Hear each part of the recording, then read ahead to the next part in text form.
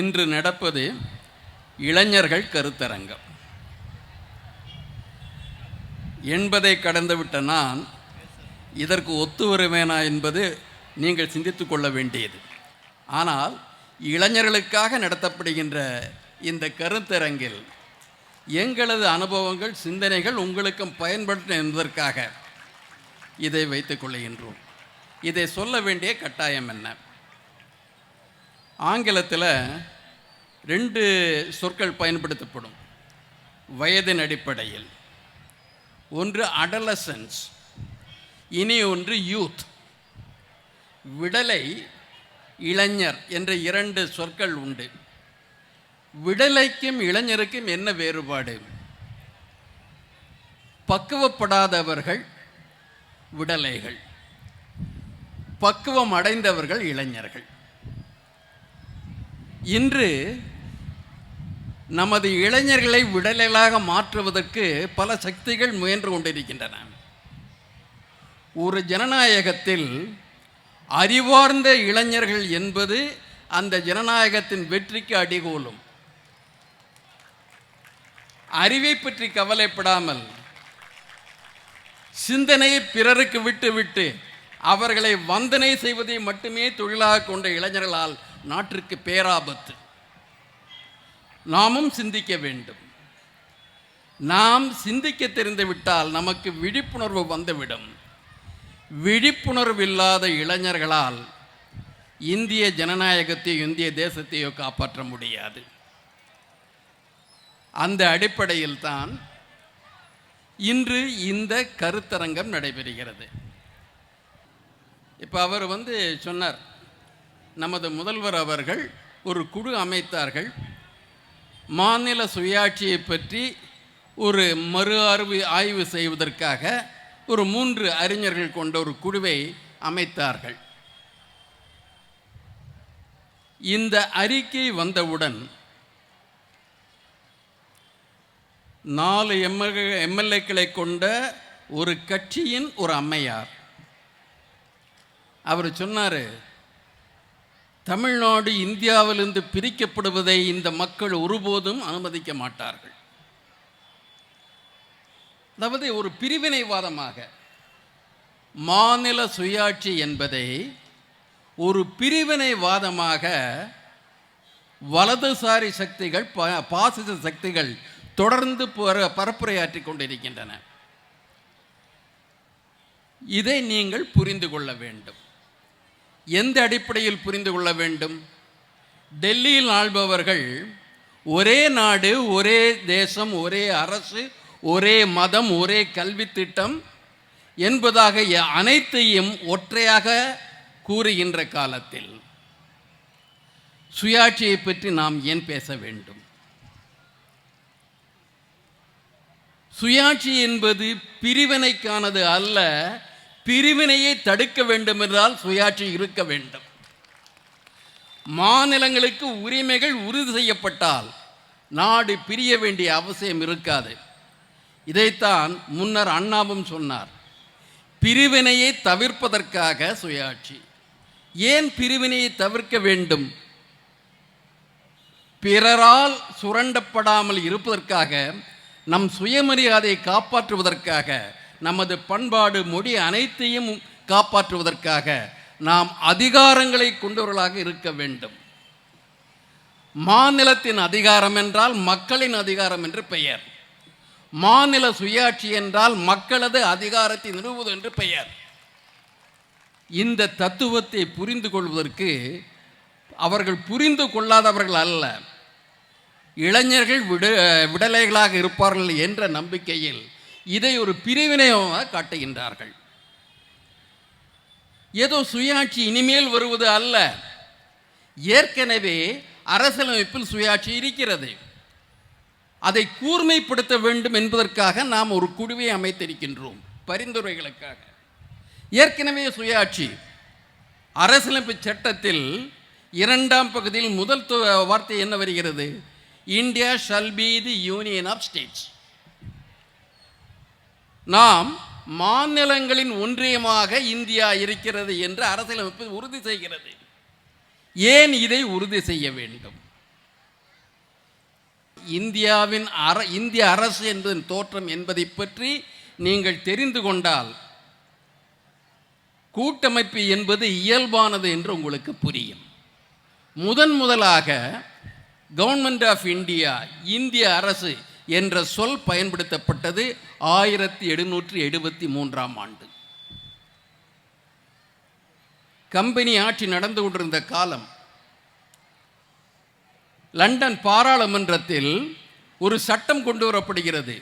இந்தியாவில் உள்ள பிரிட்டிஷ் பகுதிகளை, கம்பெனியின் பகுதிகளை, ஆட்சியை சீரமைக்க வேண்டும் என்பதற்காக அந்த ஒழுங்காற்று சட்டம் வருகிறது. அந்த ஒழுங்காற்று சட்டத்தில் முதல் முறையாக கவர்மெண்ட் ஆஃப் இந்தியா என்ற சொல் பயன்படுத்தப்பட்டது. அது எதை குறிக்கிறது? 3 மாகாணங்களை சேர்ந்து இணைப்பை குறிப்பிட்டது.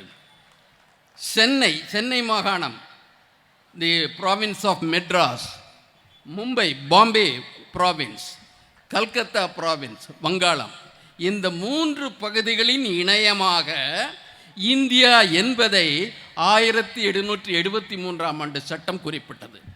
அதற்கு முன்னால் இந்திய அரசு கிடையாது, இந்திய தேசம் கிடையாது, இந்திய நிலப்பகுதி மட்டுமே உண்டு. ஆகவே இந்திய ஜனநாயக அரசியலின் தோற்றமே கூட்டாட்சி என்பதில் தான் இருக்கிறது. கூட்டாட்சி என்றால் என்ன பொருள்? ஒற்றை அரசு அல்ல, அங்கே 2 அரசுகள் இருக்கின்றன. கூட்டாக இருக்கின்ற ஒரு அரசு ஒன்றிய அரசு. அந்த அரசின் கீழ் வருகின்ற, இணைகின்ற, ஒத்துழைப்பு தருகின்ற மாநிலங்களின் அரசுகள். 2 அரசுகள் இணைப்பாக இருந்தால் தான் கூட்டாட்சி. ஒற்றை அரசு ஒரே தேசமாக இருக்க முடியாது. ஒற்றை அரசாக இருந்தால் கூட்டாட்சி அல்ல.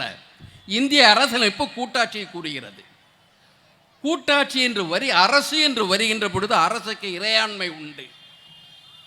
அரசு இறையாண்மை இல்லாத எதுவும் அரசு அல்ல.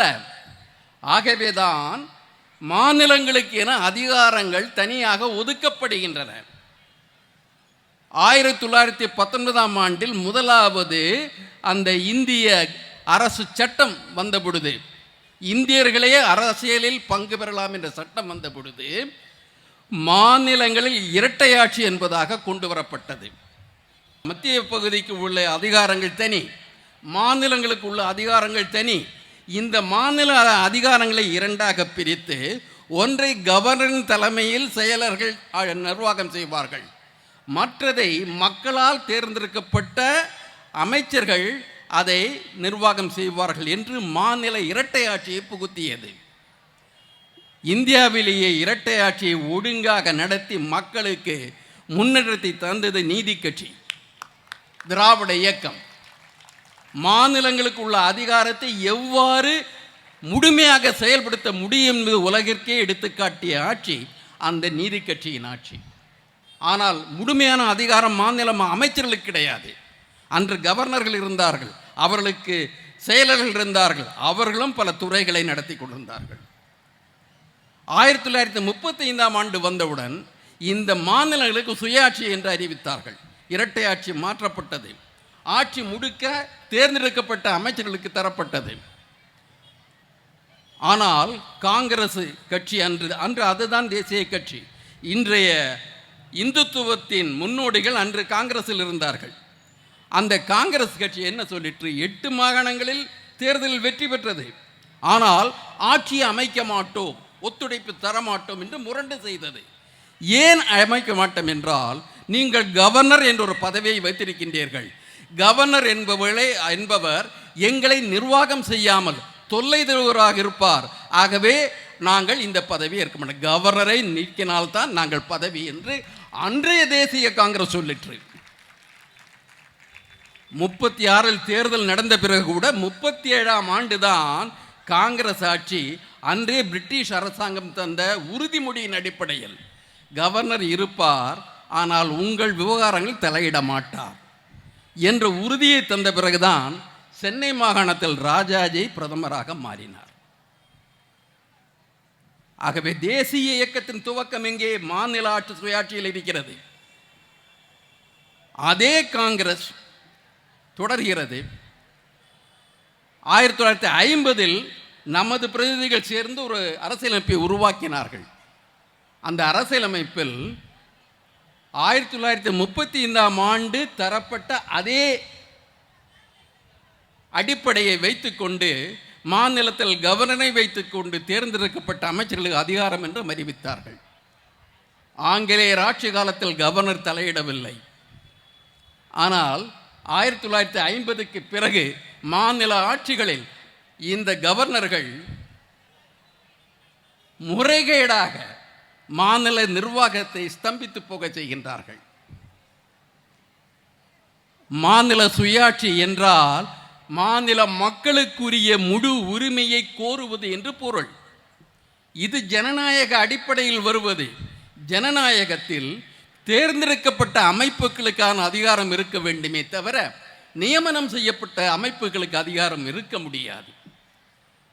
இப்பொழுது நமது தமிழக சட்டமன்றத்தில் பல்கலைக்கழக வேந்தர்களாக கவர்னர் இருக்க தேவையில்லை, முதல்வரே இருப்பார் என்ற சட்ட திருத்தம் கொண்டு வந்த பொழுது அது இப்பொழுது நீதிமன்றத்தால் ஏற்றுக்கொள்ளப்பட்ட பிறகு அதை ஒரு பெரும் சதியாக, தேச துரோகமாக, சட்ட விரோதமாக இந்த ஒற்றை தேசியவாதிகள் பரப்புரை செய்து கொண்டிருக்கின்றார்கள். அப்பதான் தங்கருடைய உரையை நம்ம கேட்க வேண்டியிருக்கு. தங்கர் சொல்றார், தங்கர் உதவி ஜனாதிபதி, குடியரசுத் தலைவர். அவர் வங்காளத்தில் கவர்னராக இருந்த பண்ண அட்டூழியம் கொஞ்சம் நஞ்சமல்ல. ஆனால் அம்மையார் கொடுத்த அடியில் அவர் அங்கிருந்து டெல்லிக்கு வந்தவர். அந்த தங்கர் கேட்கின்றார், நீதிமன்றம், உச்ச நீதிமன்றம் என்ன உச்சமான நாடாளுமன்றமா என்று கேட்கின்றார். தேர்ந்தெடுக்கப்பட்ட மக்கள் மன்றத்துக்கு தானே அதிகாரம், நீதிமன்றத்திற்கு என்ன அதிகாரம் வேண்டியிருக்கிறது என்ற கேள்வியை கேட்கின்றார். நமது இளைஞர்கள் உண்மையை புரிந்து கொள்ள வேண்டும், உண்மை பரிமாணத்தை புரிந்து கொள்ள வேண்டும். நமது அரசியலமைப்பு சட்டத்தில் கவர்னருக்கு அதிகாரங்கள் குறிப்பிடப்பட்டிருக்கின்றன. அந்த அதிகாரத்தில் அனைத்து பல்கலைக்கழகங்களிலும் கவர்னர் தான் சான்சலர், வேந்தராக இருப்பார் என்று எந்த சட்டமும் கிடையாது. நிர்வாகத்தை மேல்பார்வையிடுவது மட்டும்தான் கொடுக்கப்பட்டிருக்கிறது. அப்ப இந்த வேந்தராக எப்படி மாறுகின்றார்?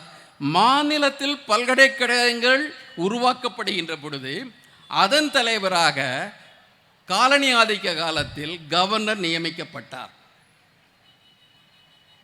அதன் அடிப்படையில் விடுதலை அடைந்த பிறகு கூட இந்த கவர்னரையே வேந்தராக இந்த பல்கலைக்கழக சட்டங்கள் அனுமதிக்கின்றன. பல்கலைக்கழக சட்டங்களை இயற்றுவது யார்? அந்தந்த மாநிலங்களின் சட்டமன்றங்கள். தமிழகத்தின் பேரவை தீர்மானம் நிறைவேற்றுகிறது என்றால் இந்திய அரசியலமைப்புக்கு எந்த வகையில் முரண்படும் அது? ஏனென்றால் இவர் வேந்தராவது நமது சட்டப்படி, நாம் சட்டத்தை மாற்றுகின்றோம், உனக்கு வேந்தர் பதவி இல்லை. ஏன் அதை செய்கின்றோம் என்றால் வேந்தர் பதவியில் அமர்ந்து கொண்டு கல்வியாளராக அவர் செயல்படுவது கிடையாது, ஒரு காவி பரப்புரையாளராக செயல்பட்டு கொண்டிருந்தார். ஒரு தனி நிர்வாகத்தை, உயர்கல்வித்துறையே அவர் கண்காணில் இருப்பதாக, அவர் நடத்துவதாக செயல்பட்டு கொண்டிருந்தார். இங்கே ஒரு உயர்கல்வித்துறை இருக்கிறது, ஆனால் உண்மையான துறை ராஜ்பவனில் இருக்கிறது என்பதான ஒரு தோற்றத்தை அவர் உருவாக்கி இருந்தார். அவர்தான் முதல் எதிர்க்கட்சியாக இருக்கின்ற கட்சிகள் செய்யாத விஷயத்தை கவர்னர் செய்து கொண்டிருந்தார். தமிழ்நாட்டில் சட்டம் ஒழுங்கு கெட்டுவிட்டது, இங்கே ஊழல் மிகுந்து விட்டது, இங்கே மக்கள் அவதிப்பட்டு கொண்டிருக்கின்றார்கள் என்ற பரப்புரையை கவர்னர் செய்து கொண்டிருந்தார். அந்த கவர்னர் அங்கே தான் இருக்கார்.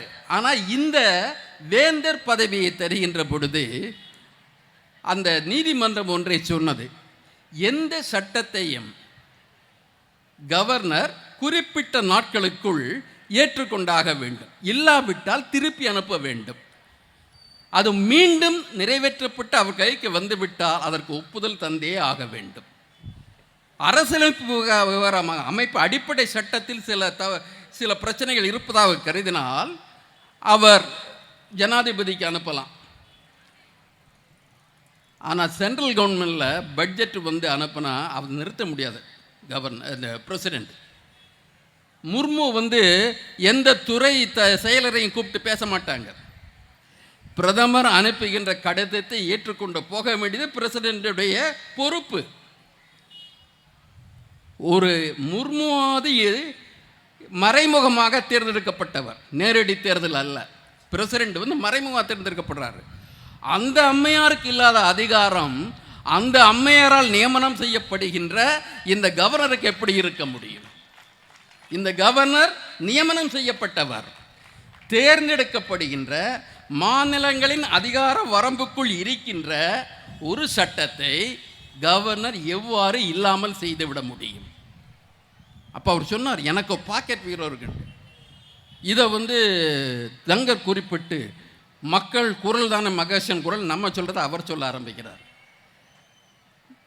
கவர்னர் மக்கள் குரல் மகேசன் குரல் இருக்கட்டும், முர்மு குரல் எப்படி மகேசன் குரல் ஆகும்? முர்முவின மக்களால் நேரடியாக தேர்ந்தெடுக்கப்பட்டவரா? முர்மு செயல்பட வேண்டியதே பிரதமரின் அமைச்சகம் சொல்லியே அந்த ஆலோசனை செயல்பட்டு கொண்டிருக்கிறது. மக்களுக்கு அதிகாரம் என்றால் அது தமிழக சட்டமன்றத்தின் அதிகாரம்தான் மக்கள் அதிகாரம். இந்த சட்டங்களை ஜனநாயக முறைப்படி ஏற்றுக்கொண்டிருக்க வேண்டும். இப்பொழுது இந்த உச்சநீதிமன்றத்தை இப்பொழுது இவர் தங்கர் அவர்கள் மிரட்டிக் கொண்டிருக்கின்றார். நாங்கள் ரிவ்யூ போவோம், நீங்கள் 2 ஜட்ஜ் இருக்கிற இதை வச்சுட்டு தீர்மானம் பண்ணீங்க, நாங்கள் 5 ஜட்ஜை வச்சுட்டு ஒரு பெஞ்சை ஏற்படுத்துவோம், இதை மாற்றுவோம் அப்படின்லாம் பேசுகிறாங்க. அந்த இடத்துல ஒரு கருத்தை நம்ம புரிஞ்சிக்க வேண்டியது, அவர் அடிக்கடி சொல்லுது, இன்று அல்ல ஆரம்பம் முதலே சொல்லுவது, மக்களால் தேர்ந்தெடுக்கப்பட்ட அமைப்புகளுக்குத்தான் முழு அதிகாரம், நீதிமன்றம் தலையிடக்கூடாது. இது பொருந்தும். யாருக்கு பொருந்தும் என்றால் ஒற்றையாட்சி மட்டுமே உடைய நாடுகளுக்கு பொருந்தும். இங்கிலாந்து ஒற்றையாட்சி, அங்கே வந்து இறுதி பாராளுமன்றம் எடுத்துக்கும். ஆனால் இந்தியா கூட்டாட்சி நாடு. கூட்டாட்சி நாட்டில் அதிகாரம் பங்கிடப்பட்ட பொழுது பிரச்சனை வந்துவிட்டால் அதற்கு தீர்வு காண்பதற்கு ஒரு நீதிமன்றம் தேவைப்படுகிறது. அனைத்து கூட்டாட்சி நாடுகளிலும் இருக்கின்ற ஒரு கருத்தியல் என்பது ஜுடிஷியல் ரிவ்யூ. நீதிமன்றம் அந்த அரசியலமைப்பு விதிகளை மீறுவதை கண்காணிக்கும், அத்துமீறிய சட்டங்களை ரத்து செய்யும் என்பது உலகெங்கிலும் உள்ள கூட்டாட்சி நாடுகளின் அடிப்படை. இவர் சொல்லுகின்றார், டெல்லி பாராளுமன்றம் சொன்னதை அப்படியே கேட்கணும், ஆனால் மாநிலங்களின் சட்டப்பேரவைகள் சொல்லுதை அப்படி கவர்னர் ஒதுக்கிடுவார். இது என்ன ஜனநாயகம்? இதை மிக நன்றாக நாம் சிந்தித்து கொள்ள வேண்டும். நாம் இந்த ஒரு கருத்தியலை வந்து பரப்புரை செய்கிறாங்க. அதுக்கு கொஞ்சம் இன்றைக்கி வந்து அண்ணா பேர், திராவிட பேர் எல்லாம் போட்டிருக்கிறவங்களுக்கு திராவிடம்னா என்னன்னு அப்படி பிரச்சனை வந்த உடனே அவர் சொன்னார், இது ஆய்வாளர்களைத்தான் கேட்கணும். தனது இயக்கத்தின் பெயரில் உள்ள ஒரு கருத்தியலை விளக்குவதற்கு ஆய்வாளர் இவருக்கு விளங்காது. பிறகு எப்படி அந்த கட்சிக்கு நீங்கள் பொதுச் செயலாளராக இருக்கின்றீர்கள்? அவர் அதை கேட்டார். அதனால் அவர்கிட்ட இப்போ இதை கேட்டால் அவருக்கு புரிய போகிறதில் கிடையாது. அவர் அண்ணாவை பற்றியும் தெரியாது, திராவிடத்தை பற்றியும் தெரியாது. அண்ணா கூறிய மாநில சுயாட்சி என்னவென்றால் இது எப்படி அவருக்கு தெரிந்திருக்கும் என்று நாம் எப்படி எடுத்துக்கொள்ள முடியும்? ஒரு திராவிட கட்சிகள் சுயாட்சியை பற்றி விரிவாக தெரிந்திருக்க வேண்டும், அதற்காக விடாது குரல் கொடுக்க வேண்டும் என்பது நம்ம எதிர்பார்ப்பு. அப்படி இருந்தால் தான் திராவிட கட்சி, அப்படி இல்லாவிட்டால் திராவிட கட்சி அல்ல. இந்த ஒரு அரசியல் அடிப்படையை மக்களுக்கு புரிய வைக்க வேண்டும்.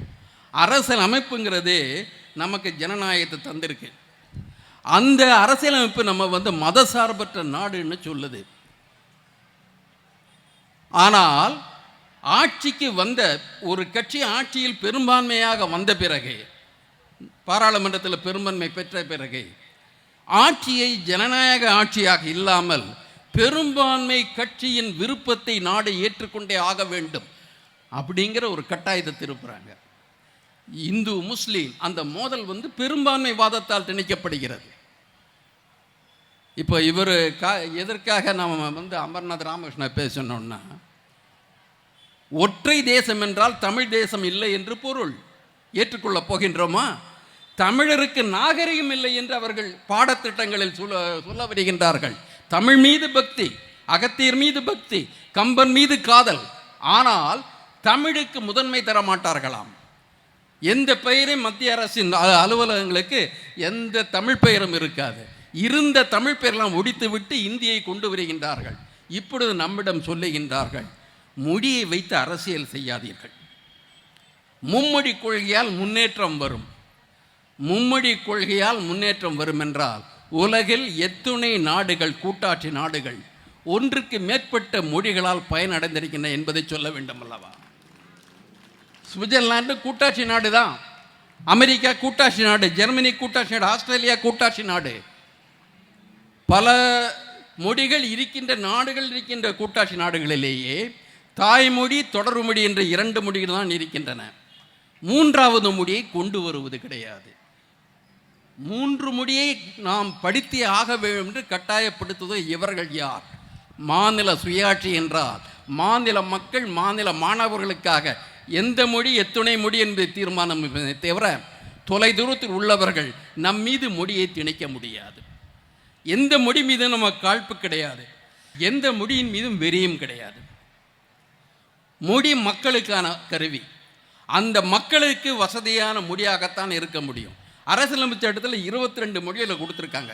8வது அட்டவணையில் 22 மொழிகளில் முதல்ல 17 மொழிகள் தான் இருந்து அப்புறம் பின்னால் சேர்த்துட்டாங்க. இந்த மொழிகளில் சம்ஸ்கிருதம் வருது. 7வது பகுதியில் சம்ஸ்கிருதம் வட்டார மொழிகளாக குறிப்பிட்டிருக்காங்க. மொழிகளில் அப்படி தான் இருக்கு.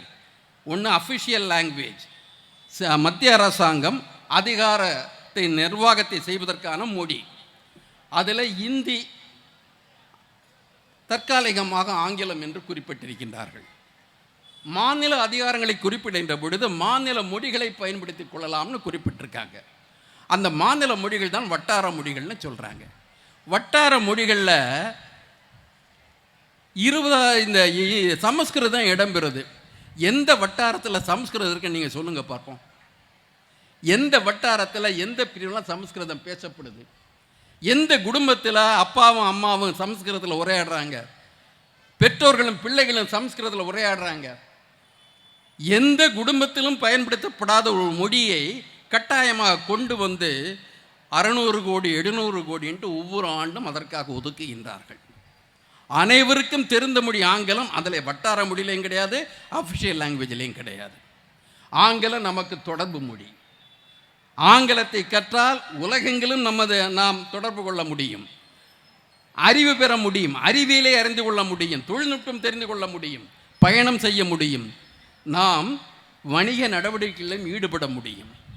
ஆங்கிலம் என்ற ஒற்றை அந்நிய மொழியை வைத்துக்கொண்டு உலகெங்கிலும் தொடர்பு கொள்ள வழி இருக்கும் பொழுது எதற்கும் உதவாத இந்தியால், என்றோ வடக்குடைந்து விட்ட சமஸ்கிருதத்தால் நமக்கு என்ன பயன்? ஒரே பயன்தான். கோவில் கருவறைக்குள்ள இனியும் தமிழன் நுழைய முடியவில்லை, தமிழும் நுழைய முடியவில்லை. கோவில் பண்பாட்டு சின்னம் தானே, தமிழ் நுழைய முடியாது. தமிழன் நுழைய எந்த கோவில்னா எங்கெங்கு மானியம் இருக்கோ, எங்கெங்கு வருவாய் இருக்கோ அந்த பெரும் கோவில்களில் தமிழ் நுழைய முடியாது, தமிழனும் நுழைய முடியாது. அதற்குத்தான் சமஸ்கிருதம் பயன்படுது. அதை மாற்றுவதற்கு நமது அமைச்சர்கள் எடுத்துக்கொண்ட முடிவுகளை பாராட்டுகின்றோம். அனைத்து ஜாதியினரும் அக்கறை அர்ச்சகராகலாம் என்ற முடிவை நாம் பாராட்டுகின்றோம். இனியும் அது வழக்காடு மன்றத்தில் இருக்கின்றது என்பதை புரிந்து கொள்ளுகின்றோம். இது வெற்றி பெறும் வரை நாம் விடப்போவதும் இல்லை என்பதையும் நாம் கூறிக்கொள்ள விரும்புகின்றோம். மாநில சுயாட்சி என்பது மக்களது ஜனநாயக உரிமைகளை தக்க வைப்பதற்காக, உறுதி செய்வதற்காக, மக்களது முன்னேற்றத்தை உறுதி செய்வதற்காக, மற்றவர்களை எதிர்ப்பதற்காக அல்ல. அதிகாரம், மாநில மக்களுக்கு அதிகாரம் வேண்டும் என்று கேட்டாலே பிரிவினைவாதம் என்று சொல்லுகின்ற வானதிகள் வானரங்களாகத்தான் இருக்க முடியும். மாநில சுயாட்சின்னா நாங்கள் இதை நாளைக்கே இந்தியா துண்டு துண்டா போயிடும்னா இந்தி வந்தால் ஒன்றாக இருக்குமா? இந்தியை திணிக்காதே என்று நாம் சொல்லுவதையே துண்டாவதை தடுப்பதற்காக, தவிர்ப்பதற்காக நாம் இந்தியா என்ற ஒரு கட்டமைப்பை இனியும் விரும்புகின்றோம், நம்புகின்றோம். அதற்காக உண்மையாக உடைக்க கடமைப்பட்டிருக்கின்றோம். ஆனால் இந்தியா என்ற ஒற்றை தேசத்திற்காக தமிழனோ மலையாளியோ கன்னடனோ தம்மை இழப்பதற்கு நாங்கள் அனுமதிக்க மாட்டோம். தனி அடையாளம் உண்டு, தனி அதிகாரம் உண்டு, தனி உரிமைகள் உண்டு. இவற்றோடு தான் கூட்டாட்சியை தவிர இவற்றை மறுப்பது கூட்டாட்சி அல்ல. சுயாட்சி என்று நாம் சொல்லுகின்ற பொழுது நம் அடையாளத்தை உறுதி செய்வதற்கு, உரிமைகளை உறுதி செய்வதற்கு, ஒத்துழைப்பிற்காக உறுதி செய்வதற்கு. இப்போ அவர் சொல்கிற கோஆப்ரேட்டிவ் ஃபெடரலிசம் வார்த்தையே கடுமையானது. கோஆப்ரேட்டிவ் ஃபெடரலிசம் கூட்டாட்சியில் இருக்கிறது சம அதிகாரம், ஒத்துழைப்பு, சம அதிகாரம். உன்னை மாநிலங்களை எல்லாம் டெல்லி அரசினுடைய துணை அமைப்புகளாக அவர்கள் நினைக்கின்றார்கள். எங்கே ஒரு கல்விக் கொள்கையை அவன் கொண்டு வந்துட்டு அந்த கல்விக் கொள்கையை வந்து இங்கே திணிக்கிறாங்க. தமிழகத்தினுடைய கல்லூரிகள், பள்ளிகள், பல்கலைக்கழகங்கள் எல்லாமே வந்து டெல்லியின் கட்டுப்பாட்டில் இருக்கணுமா? நாம் எதை படிக்க வேண்டும் என்பதை அவர்கள் தீர்மானிக்க வேண்டுமா? இப்போ ஒரு பாடத்திட்டத்தை நாங்கள் அது கடுமையாக எதிர்த்து வரலாற்று பாதுகாப்பு இயக்கத்தில் போராடிட்டு இருக்கிறோம். ஒரு பாட அமைப்பை யுஜிசி உருவாக்கி அனைத்து பல்கலைக்கழகங்களையும் ஏற்றுக்கொள்ள சொல்லுகிறது. அந்த பாட அமைப்பில் தமிழருக்கு நாகரீக தொன்மை இல்லை, தமிழ் பேரரசுகள் இல்லை, தமிழ் போராளிகள் இல்லை, வஉசி இல்லை, புலித்தேவன் இல்லை, மருது சகோதரர்கள் இல்லை, தமிழர்கள் இடம்பெறாத இந்திய தேசிய, ஒற்றை இந்திய தேசிய வரலாறு இது பாரதமாம். அதன் மூலம் சமஸ்கிருதமாம். நமது மொழிகளுக்கெல்லாம் தாய் வந்து சமஸ்கிருதங்கிறாங்க. ஒரு பொய்யை திரும்ப திரும்ப சொன்னால் உண்மையாக்கி விட முடியும் என்ற நம்பிக்கையில் சொல்லுகின்றார்கள். மாணவர்கள் ஒன்றை புரிந்து கொள்ள வேண்டும். சமஸ்கிருதம் 1000 1500 ஆண்டுகளாகத்தான் இருக்கிறது. தமிழ் 2500 ஆண்டுகளாக இருக்கிறது. எது மூத்த மொழி? சமஸ்கிருதத்தை விட மூத்த வடநாட்டு மொழிகள் இருக்கின்றன. பிராகிருத மொழியில், பாலி மொழியில். இவையெல்லாம் சமஸ்கிருதத்துக்கு எடுத்துரு கிடைக்கும் முன்னரே எழுதப்பட்டவை. சமஸ்கிருதம் என்ற அந்த மொழிக்கு எழுத்தே கிபி 2ஆம் நூற்றாண்டில் வருகிறது. அந்த மொழியும் மக்களுக்காக இல்லை, மக்களை ஏமாற்றுவதற்காக, ஸ்மிருதிகளுக்காக. ஜாதி மறுப்பு கூறுகின்ற ஒற்றை சமஸ்கிருத இலக்கியம் உண்டா? ஜாதியை இயக்கின்ற ஒற்றை தமிழ் இலக்கியம் உண்டா? புரிந்து கொள்ள வேண்டும். இலக்கிய மரபு என்பது மக்களை இணைப்பதற்கே தவிர மக்களை பிரிப்பதற்கு அல்ல. சமஸ்கிருத மரபு என்பது மக்களை வர்ணங்களாக பிரிப்பதற்கு. ஒரே நாடு, ஒரே அரசு என்றெல்லாம் சொல்லிவிட்டு 4 வர்ணம் உண்டு, பல ஜாதிகள் உண்டு, சௌராஷ்டிரா சங்கமம் ஒன்று வைக்கிறாங்க, காசி சங்கம் ஒன்று கொடுக்குறாங்க. என்ன நாங்கள் தமிழர்கள் இழிச்சவார்களா? எங்களை முடியால் பிரிச்சுட்டு எங்களை மோத விடுறதுக்கு? தமிழை வைத்துக்கொண்டு தமிழர்களை ஏமாற்றுவதற்கு தமிழர்கள் அறிவிடந்தவர்கள் அல்ல. எங்களுக்கு அறிவூட்டி இயக்கம் ஒன்று பின்னால் இருக்கிறது. எங்களுக்கு சுயமரியாதையை கற்றுக் கொடுத்த பெரியவர்கள் எங்கே இருந்திருக்கின்றார்கள். எங்களது சுயமரியாதையை காப்பாற்ற வேண்டுமென்றால் சுயாட்சிக்காக நாங்கள் போராடுவோம், உறுதி செய்வோம். நன்றி, வணக்கம். உன் கடவுளை விட, உன் சாஸ்திரத்தை விட, உன் முன்னோரை விட, உன் வெங்காயம் வழக்கமாத்தை விட உன் அறிவு பெருசு, அதை சிந்தி.